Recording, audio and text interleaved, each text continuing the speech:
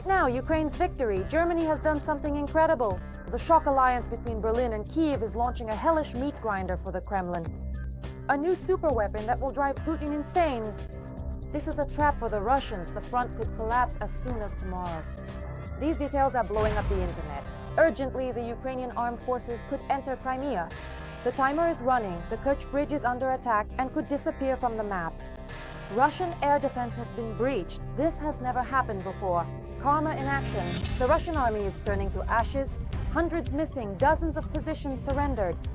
This is the beginning of their end. It has happened. A catastrophe is tearing Russia apart. Fuel shortages are already a reality.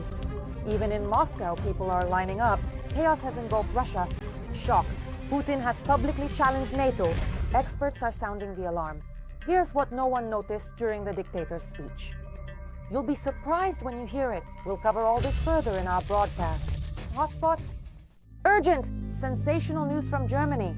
Berlin and Kyiv have joined forces. Joint production of deadly weapons has been launched. Something incredible is headed for Russia. Putin is already furious. Germany has given Russia an explosive gift. How will this turn the tide at the front? All the details in our report. Ukraine will receive 2 more Patriot systems from Germany by the end of 2025.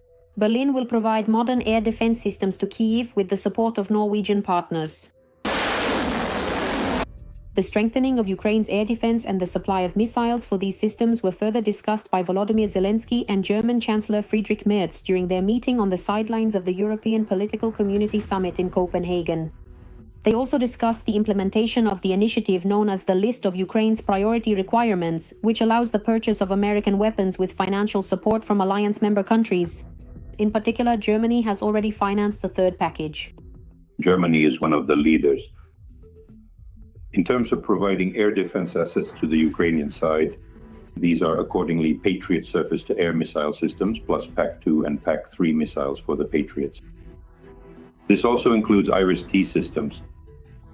It should be noted that in addition to this, Gepards are also being supplied. These, again, are short-range air defense systems. It is quite remarkable that the German side is providing a layered air defense system. Germany is the largest European donor of military aid to Ukraine, supporting the Ukrainian people so they can defend their freedom today and deter aggression in the future. In addition to air defense systems, Germany has supplied heavy armored vehicles to the Ukrainian side. These are Leopard 2, Leopard 2A, and A6 tanks.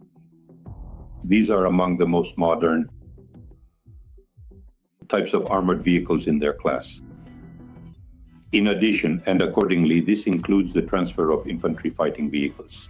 Besides this, Germany, in cooperation with Denmark, is funding the transfer of strike weapons to the Ukrainian side. This refers to the Caesar self-propelled howitzers. It is also worth mentioning separately the German company Rheinmetall. It is the world's largest producer of artillery shells. It was Germany that ultimately took on the primary and most significant responsibility for supplying the crucial 155mm artillery shells, a vital component for the ongoing conflict. In September, Berlin launched a new initiative to purchase long-range drones together with Ukraine's defense industry for 300 million euros. It was Germany that proposed the first innovative formula for supporting the Ukrainian defense industry and financing long-range weapons programs. First and foremost, this concerns Ukrainian ballistics and the production of strike drones. The allocated amount is about $1.9 billion. This amount is sufficient accordingly to scale up the production of strike drones and the Ukrainian ballistic program, better known as Flamingo. Germany has also moved to the next stage of providing military assistance to Ukraine, which involves Berlin purchasing weapons for Kyiv from Ukrainian manufacturers, as well as joint production. Germany fully understands that the Russian Federation plans to expand the theater of military operations, including on the European continent. And the first to face the threat of a Russian invasion will be Germany itself, specifically the Kaliningrad region. This is the former Prussia, which is currently temporarily part of the Russian Federation. Since the beginning of the war, the German government has provided Ukraine with more than 50 billion euros in aid. If in 2022, Germany spent 1.6 billion euros on aid to Ukraine, then by 2023, this amount had reached about 5 billion euros. And accordingly, in 2024, this amount was already around 7.5 billion euros. For 2025, an amount is planned of military technical assistance to Ukraine of about 9 billion euros. Moreover, a separate budget item is allocated for funding the production of Ukraine's ballistic missile program and long-range Ukrainian drones. Germany plays an important role in NATO's collective defense, leading the North Atlantic Alliance's forward land forces. It conducts air patrols over the Baltic Sea and also ensures maritime security by protecting critical infrastructure and strategic transport routes. At this very moment in the south of Crimea, Ukraine is preparing a deadly strike. The naval landing force is on standby, missiles and drones are already prepared. This is not a threat, it's a plan. The Kerch Bridge is in the crosshairs, air defense is powerless, and the occupiers are in a panic. The countdown has begun. Where exactly will Ukraine direct its fiery fist? All the details are coming up. Ukraine may attack Crimea. Such a bold statement was made by Sky News analyst Michael Clark. And we're not talking about the usual strikes that the defense forces carry out almost every day, but something on a much larger scale. According to Clark, Ukraine may launch an airstrike or a naval landing operation against Russian positions in Crimea. And in his opinion, this could happen before winter. Ukrainians love to deliver surprises. They know that this affects not only the Russians on the front line, but also the West's perception of how things are going in Ukraine. The Sky News analyst also believes that, given Ukraine's long-range strike capabilities, an attack on the Kerch Bridge cannot be ruled out. You can effectively create a significant breach in the air defense shield, and then you'll certainly want to put something crucial through it to achieve something even more valuable and strategically important. Ukraine has attacked the Kerch Bridge 3 times. In 2022, a truck loaded with the equivalent of several dozen tons of explosives was used to strike the crossing. In 2023, the bridge was attacked by combat maritime drones, and in 2025, the Security Service of Ukraine blew up the Kerch Bridge underwater. Explosives were planted near key supports. And while the analyst's speculation about a fourth attack seems encouraging, official Kyiv is not thrilled about it. Of course, there's no need to write about this today.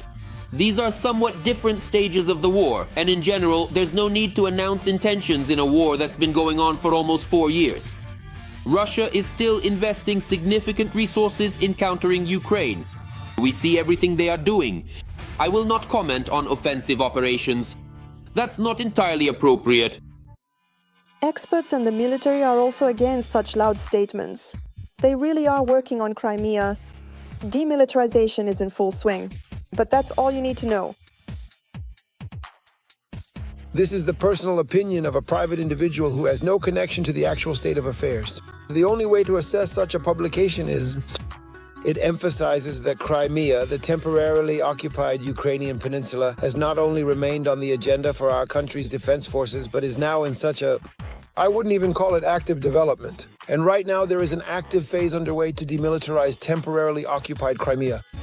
All these so-called analytical calculations and forecasts have nothing to do with the actual realities taking place. The reality now is that the defense forces, in particular the main directorate of Ukraine, as you know, the Security Service of Ukraine, the naval forces of the armed forces of Ukraine, and other related structures are carrying out the necessary work.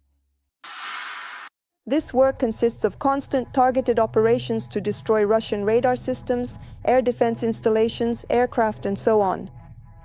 Ukrainians can witness all of this almost every day. And such methodical destruction of Russian weaponry is not happening by chance, as confirmed by the spokesperson for the Ukrainian Navy, Dmytro Pletenchuk. This is exactly where it all begins. If you want to impact the enemy on their territory or on your own territory that the enemy has occupied, the first thing you need to do is eliminate all obstacles. This will allow you to gain air superiority, which in turn also means an advantage on the ground. To achieve this, you need to get rid of enemy countermeasures. In other words, destroy the air defense systems. That's why this is a top priority target. It's the starting point for any further action. But what exactly the next action will be, there's no need to know that.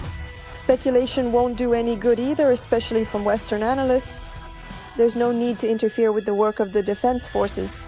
And that's a rule Ukrainians have learned well over almost 4 years of full-scale war. Urgently to the Valdai shock. Putin is preparing for an open war with NATO, but no one said anything about that. What sounded like an excuse actually turned out to be a terrifying signal to the entire West. Experts are sounding the alarm. These are not just words, this is a threat of full-scale confrontation. The world is on the brink of something terrible. What was really hidden behind such a speech by Putin? Watch. Putin has once again mustered up his courage and crawled out of his bunker into the light. This time, the Russian dictator made an appearance in Sochi at a meeting of the Valdai discussion club. There, Vladimir Vladimirovich spent almost 4 hours lecturing Kremlin journalists, praising himself and the state of affairs inside Russia. He keeps repeating this nonsense, this mantra, over and over again. The bunker dweller started off as usual with his favorite topic, action, which, in the dictator's opinion, is so sorely lacking in the modern civilized world. The entire world, you'll surely agree with me, often looks quite dreary when it's monotonous. At the same time, Putin immediately tries to justify himself.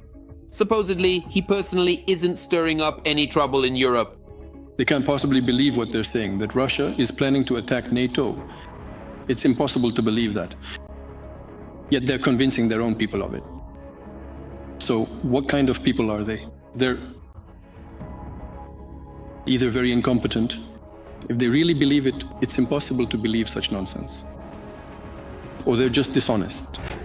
However, it's also hard to believe the nonsense that Putin himself spouts. Not even an hour passes after the bunkerman assures Europeans they have nothing to fear from the Kremlin. And then the Russian dictator openly admits that he's sending his drones into EU countries, disrupting local airports and snooping around NATO military bases in Europe. Vladimir Vladimirovich, why are you sending so many drones to Denmark? I won't do it anymore. Please don't do it anymore. I won't do it anymore. I won't send them anymore. Not to France, not to Denmark, not to Copenhagen. Where else do you fly? You fly everywhere. At the same time, the sly dictator, smiling, tries to assure those present of his supposedly purely peaceful intentions. We ourselves have never initiated military confrontation. It is pointless, unnecessary, and simply absurd. It distracts from real problems and challenges. And sooner or later, society will still hold its leaders accountable for the fact that the hopes, aspirations, and needs of the people are being ignored by the elites of their countries. It seems things are going extremely badly for the bunker dweller if for the first time since the start of the full-scale invasion of Ukraine, he is talking about being held accountable to the people for his actions. However, we shouldn't harbor any illusions that Putin has come to his senses or is even reflecting on his actions. Far from it. It's just that the situation at the front is forcing the bunker dweller to be more cautious in his wording. There's a saying among our people. There's no defense against a crowbar. And for the Russian army, that crowbar has become the prospect of Ukraine receiving long-range American Tomahawk missiles.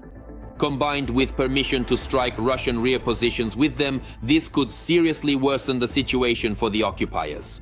Even Putin himself has been forced to admit this, unable to come up with anything better than simply accepting the transfer of yet another powerful type of weapon to the Ukrainian armed forces. As for the Tomahawk cruise missiles, they are indeed incredibly powerful weapons. Granted, they're not exactly state-of-the-art anymore in terms of cutting-edge technology, but they are still remarkably powerful and continue to pose a significant threat to adversaries. But that's not all. As Putin admits, fighting in Ukraine is getting harder for him with each passing day. After all, while the Russian army is using donkeys at the front to deliver supplies and sending unprepared, poorly equipped contract soldiers into endless meat grinder assaults, the Ukrainian armed forces have managed to establish a steady flow of the most advanced Western weaponry. The Ukrainian armed forces are getting as many weapons as they need. Whatever is required, that's what gets delivered. As a result, the situation for Putin on the front lines is so bleak that soon, it seems, the bunker dweller himself will be seeking a meeting with Zelensky and initiating negotiations for the quickest possible ceasefire. That's what Putin said. almost in plain language. And no matter what the specific disagreements are, if you consistently treat each other with genuine respect, then even the toughest, most stubborn, and deeply entrenched conflict will eventually have the ultimate goal of truly coming together, which ultimately means that in the end, mutually acceptable and beneficial solutions are indeed possible. Yo. And Vladimir Vladimirovich also didn't forget to suck up to his new best friend, Donald Trump. Putin has praised the latter more than once, with the main compliment concerning the war in Ukraine. What did the president say to Trump? He said that if he had been in power, this could have been avoided? I agree with that. Indeed, this could have been avoided if our work with the administration at that time had been organized differently. The Biden administration. But Putin did not lavish praise on the team of the American president. On the contrary, from the stage, the Russian dictator began to threaten the White House administration. Well then, go and deal with this paper tiger. However, the aging Russian dictator hasn't resembled a tiger for a long time now. He can't even manage to stand before journalists for all 3 hours. He was forced to sit for most of the time, hunched over in his chair, which did not go unnoticed. Nor can the public ignore the fact that the Russian dictator's threats are becoming more and more absurd. If a few years ago the president of the Russian Federation, together with his propagandists, was promising to turn the West into radioactive ash, now all the Kremlin is capable of is causing mischief with its drones in the skies over Europe and speculating about reconciliation. Every voice matters. Join our community, support independent journalism and help us bring you the truth from Ukraine. Become a member of Ukraine today. Join us now. It happened. The jackpot was hit in ISU, a frontline disaster for Russia. Putin's volunteers are disappearing by the hundreds. The front is turning into a bloody meat grinder. The Russian army is defeated. In ISU, they continue to crush Russian positions, capturing key points one after another. Who else will be able to return home? Who is doomed to inevitable death? All the details coming up next.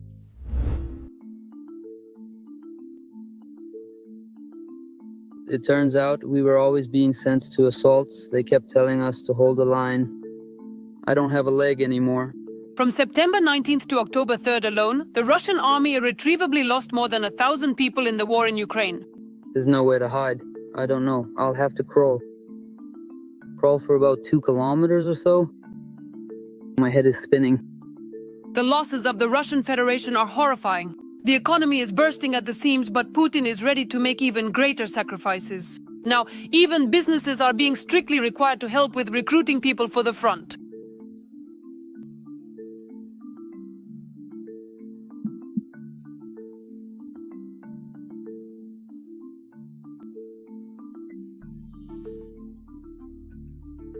Independent journalists, using open sources, have identified the names of 134,125 Russian soldiers killed in action. The full-scale invasion of Ukraine.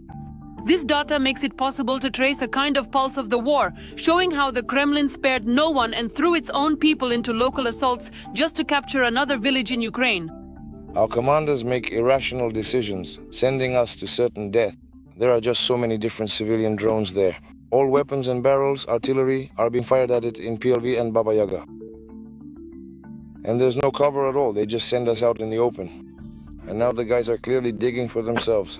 For the first year and a half, the casualty chart looked like a roller coaster. That was when Russian troops were storming Bakhmut and Avdiivka.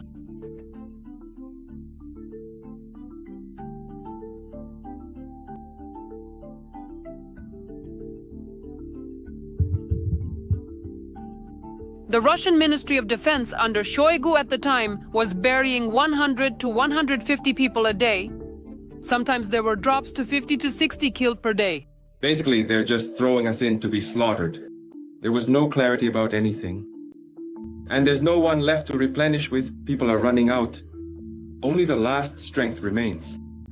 Since October 2023, the curve has remained consistently high. It drops below 120 only in rare cases. And the recent dips on the graph are not due to any miraculous rescue of Russian troops, but rather the time needed to verify and process the latest obituaries. Our guys went through hell in captivity, numerous tortures and abuses. Most have shrapnel wounds and concussions. fractures that healed without any medical intervention. One of them has lost a leg. They all need medical care, a military medical commission, and ultimately some leave. But instead, these sick men are being sent to the front lines. In terms of geography, Bashkortostan and Tatarstan lead in the number of their citizens killed in the war. Here, local volunteers help identify the deceased. We have a city, right? Our city, right? Miski. In 15 years of the war in Afghanistan, there were only 3 or 4 people killed. But just look at what's happening now. Everything is just covered in flags. There's a special category, volunteers. Those who signed a contract in 2022. Now, they make up almost a third of all identified casualties. That's 29%. Can you imagine? That's just one country. That's a factory for 2 years.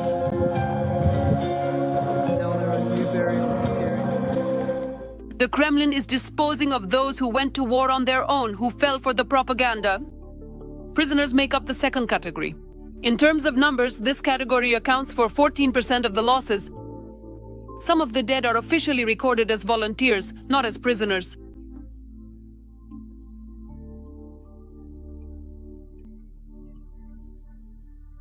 There's a really good chance to prove it by signing a formal contract at the reputable mixer bank.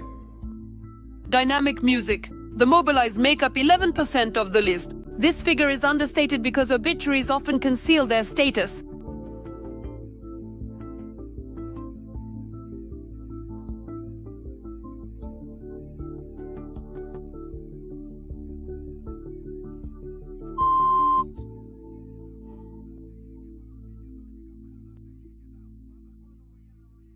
One of the most important categories of losses are Russian officers who consciously went to kill Ukrainians for the sake of medals on their chests. Journalists have counted 5,847 dead, and that's already with exact names. Among them are 150 colonels and as many as 12 generals. We all lived our lives, didn't worry about a thing, rejoiced in our happiness, got sad when things were tough, and then suddenly bang, and all the young guys tragically went off to die. For the Russian army, this is a painful blow because their entire system relies on officers. They coordinate the interaction of different units and accordingly give criminal orders for strikes on Ukraine. But what are the real numbers? It was our Putin who got involved in this war. So many people have died. Didn't you get any? Of course, you have to focus on the economy in your time. So, what is visible from open sources covers only 45 to 65% of the real losses. That list is 134,000. This is only the tip of the iceberg, which Putin is doing everything he can to hide. Currently, Ukraine counts more than 1,100,000 losses. This list includes both wounded and missing Russian occupiers. Even the so-called occupied LDNR stopped publishing data on their losses since December 2022. In reality, according to BBC and Mediazona, the number could be more than 300,000 dead Russian soldiers. And that's not counting the bodies that still remain on the battlefield. The number is staggering. The flags are hanging. In general, there will be a huge number of dead guys, just countless. It seems to me that by the time we learn the whole truth about their numbers, the entire country will already be dreaming. The Russian army, which has already lost hundreds of thousands of people, continues to fight. So-called volunteers and convicts are making up for the shortage of personnel. Officers are dying faster than they can be trained. And the death statistics have become the main indicator of the success of the world's second largest army. Europe is feeding the Kremlin itself. Shockingly, the Russian oil machine is surviving despite the Ukrainian armed forces. And all of this is thanks to European money. Just 4 EU countries have already invested amounts that are effectively supporting the war against themselves. And Putin continues to stay afloat. The numbers are so colossal that you will be completely shocked. This turns everything you thought you knew about the war upside down. Who is really keeping Moscow afloat? Watch. They condemn the war but keep paying for it. 4 European Union countries have transferred more money to Russia for gas than they have given in aid to Ukraine. Billions of euros that could have saved lives are being turned into weapons that kill Ukrainians. According to the Belgian branch of Greenpeace, from the start of the full-scale invasion in February 2022 to June 2025, France, Belgium, Spain, and the Netherlands paid Russia 34.3 billion euros for gas supplies. During the same period, the total aid from these four countries to Ukraine amounted to 21.2 billion euros. Such trade continues to bring billions from Europe into Russia. This trade is conducted by energy companies whose main offices are located in Europe, including Total Energies, Shell, Naturgy, and CEF. They provide and continue to supply gas from Russia to Europe for the coming years, according to the Greenpeace study. The supply scheme has long since changed. It's not just about direct purchases of pipeline gas. The majority of the contracts are for liquefied natural gas, which Europe receives through terminals in the Netherlands, Belgium, and Spain. These countries have become the key transit gateways for Russian fuel. And although European leaders loudly declare their intention to reduce dependence on Moscow, the facts tell a different story. Overall, 8 EU countries are currently importing Russian gas: France, Belgium, Spain, the Netherlands, Hungary, Slovakia, Greece, and Portugal. The main beneficiary of these supplies is the Yamal LNG project. From 2022 to 2024 alone, its revenue from exports to Europe amounted to about $40 billion. Of that, at least $9.5 billion went to the budget of the aggressor country. Analysts have calculated this amount would have been enough for Russia to produce almost 10 million artillery shells, or more than 2,700,000 Shahd attack drones, or about 2,700 T-90M tanks. Europe, the way it has been all this time, and for the last 100 years it has stayed that way.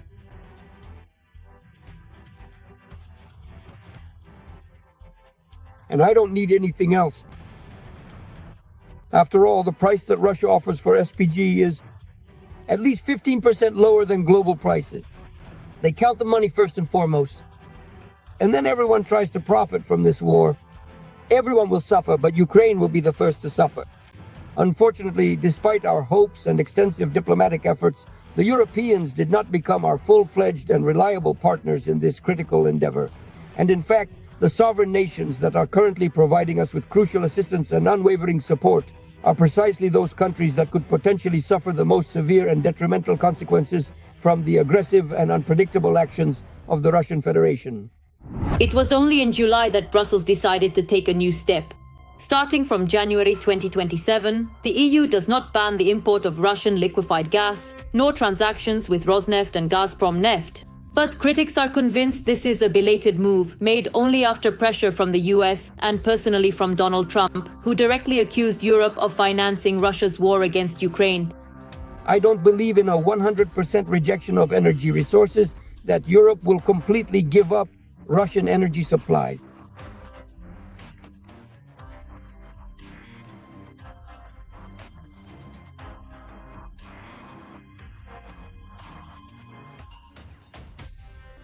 As we can clearly observe, a distinct and increasingly defined border circle is steadily forming around the entire continent of Europe. Within this emerging and influential geopolitical perimeter, the United States of America is progressively and strategically asserting its dominance, effectively taking substantial control over the crucial and vital flow of natural gas resources, thereby influencing energy security and supply dynamics across the region.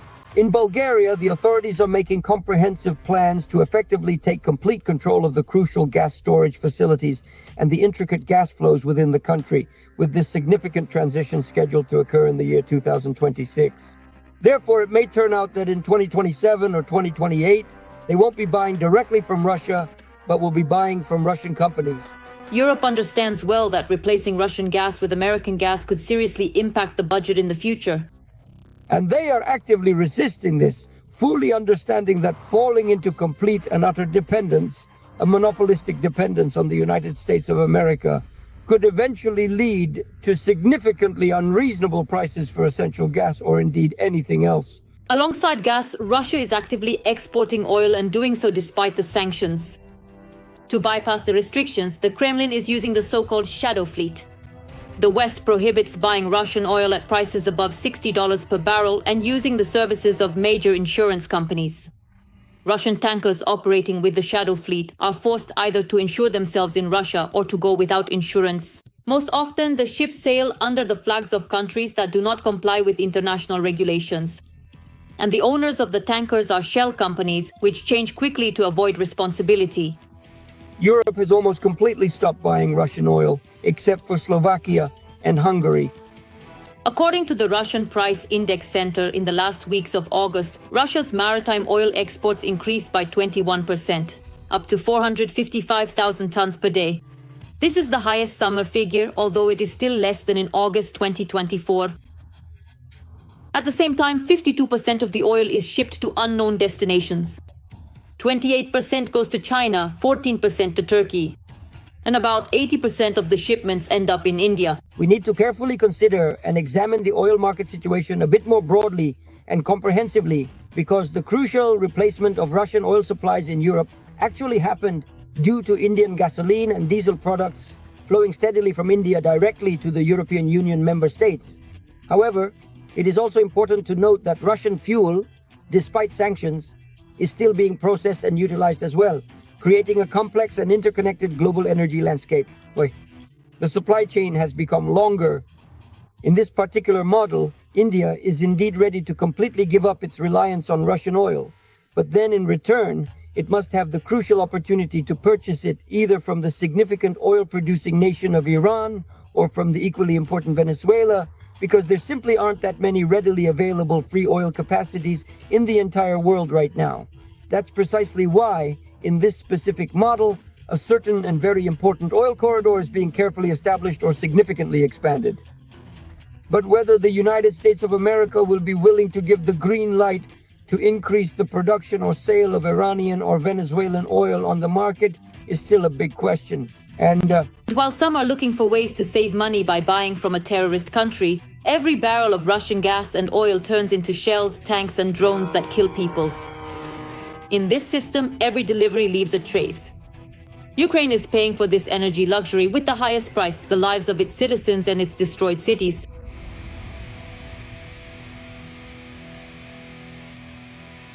Urgent. The fuel apocalypse in the Russian Federation. Ukrainian drones are tearing the Kremlin's fuel system to shreds. Gasoline is disappearing before our eyes. Kilometer-long lines, panic, and riots at gas stations. Russia is plunging into complete chaos. Soon, owning a car will become a luxury for the average Russian. Watch all the shocking details of the fuel catastrophe right now. Putin's absolute anti-record. Cars in Russia are ceasing to be a means of transportation and are turning into a luxury item. After all, it's becoming increasingly difficult for residents of the Russian Federation to fuel their iron steeds. Despite the Kremlin extracting an enormous amount of oil, the country is facing a shortage of gasoline and diesel fuel. How funny as it may seem, in a country that used to be called a gas station, not only a raw materials appendage of China, an economy built on pipelines, now can't even provide its own population and businesses with oil and petroleum products. The main culprit behind the catastrophic fuel shortage across the border has been the Ukrainian armed forces. Their precision strikes on the occupiers' oil refining infrastructure. So by the end of September, refineries across Russia were idling at least 38% of their primary oil processing capacity, or 338,000 tons per day. For a country that used to be a gas station, this is a colossal loss of market share. Recently, the fuel shortage has become acutely felt even at the front lines. At regular Russian gas stations, you can hardly find 95-octane fuel in most regions, even if you search high and low. At certain gas stations, they have started temporarily limiting the amount of fuel sold per customer, in some places allowing up to 20 liters, in others up to 30 liters. And at other gas stations in some regions of Russia, the sale of certain types of fuel was temporarily suspended altogether. For example, in some places there was no 92 octane available, in others no 95, and so on. At the same time, at small independent private gas stations that are not part of the so-called vertically integrated oil companies, there was a sharp increase in fuel prices. The recent situation in the country has only made things worse. Along with the shortage at gas stations came sky-high prices.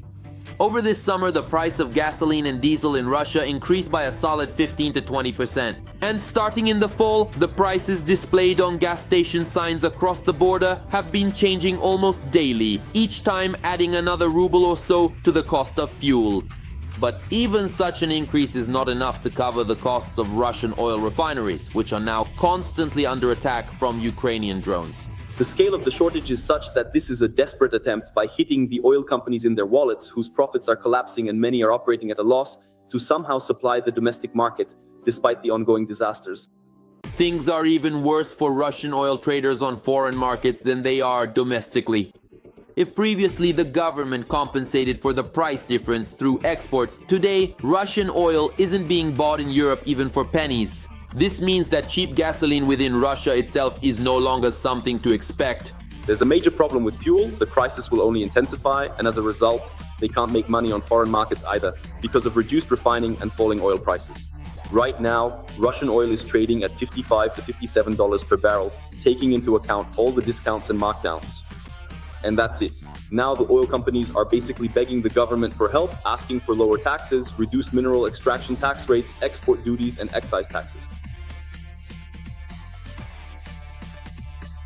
How is the Russian economy supposed to patch this hole? There's nothing to do it with. As a result, the Kremlin couldn't come up with anything better than to announce the start of fuel imports into the country, while simultaneously halting all exports of gasoline and diesel from Russia. So basically, they've decided to import gasoline. This is Putin's victory. He used to say that Russia wouldn't be a gas station, not a country that's just a gas station. I think this is a real victory. We should really note that now Russia is going to be buying gasoline. How can you not recall Churchill, who said that when the Soviet Union starts buying wheat, that's when it will come to an end?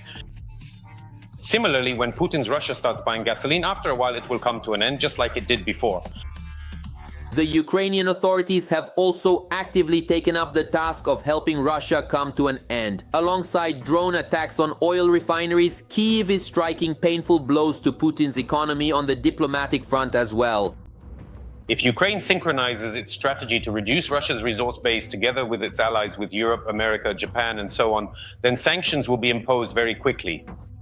And even South Korea and Singapore will simply be afraid to supply gasoline to Russia so as not to fall under sanctions. In such a hopeless situation, the Kremlin is grasping at the last straw. Disregarding all environmental standards, the government has practically legalized counterfeit fuel in the hope that at least it will saturate the Russian gasoline market.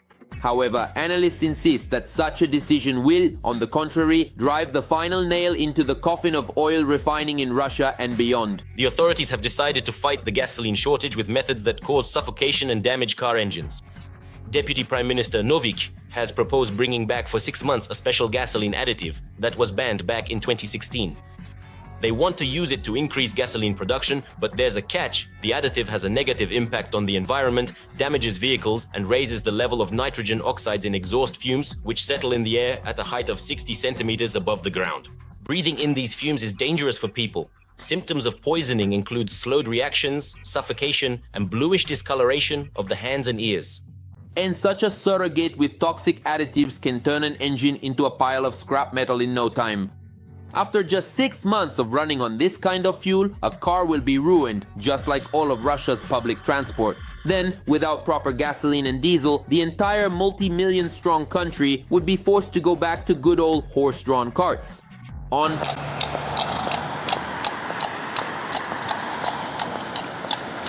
that note, that's all. For more major breaking news from the front, tune in to our next episode.